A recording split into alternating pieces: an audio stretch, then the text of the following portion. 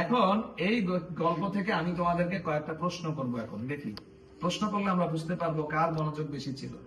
বলতে হবে এই গল্পের মধ্যে যে সাহাবী ছিলেন সেই সাহাবীর নাম কি? যারা পারবা শুধু হাত উঠাবা। তুমি হাত উঠেছো। এই গল্পে যিনি সাহাবী ছিলেন, যিনি কোরআন তেলাওয়াত করেছিলেন, তার নাম কি? তোমার মনে আছে? উসাইদ। মাশাআল্লাহ, অনেক সুন্দর হয়েছে। মাশাআল্লাহ মাশাআল্লাহ। দ্বিতীয় প্রশ্ন,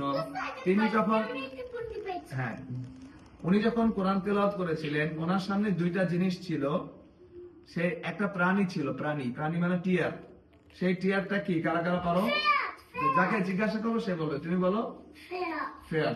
ফেয়ারের বাংলা হলো ঘোড়া।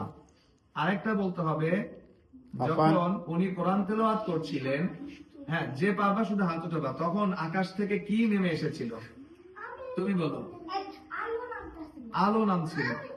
এরপরটা তোমাকে জিজ্ঞাসা করবো। হ্যাঁ, এখন বলতে হবে এই আলোর মধ্যে আসলে কি ছিল? এঞ্জেল ছিল। মাশাআল্লাহ। এবার নাবান বলতে হবে যে এঞ্জেল বা ফেরেশতারা আকাশ থেকে কেন নেমে এসেছিল? কোরআন তেলাওয়াত শোনার জন্য। মাশাআল্লাহ। জি, এখন তোমাদেরকে আরেকটি প্রশ্ন করতে চাই।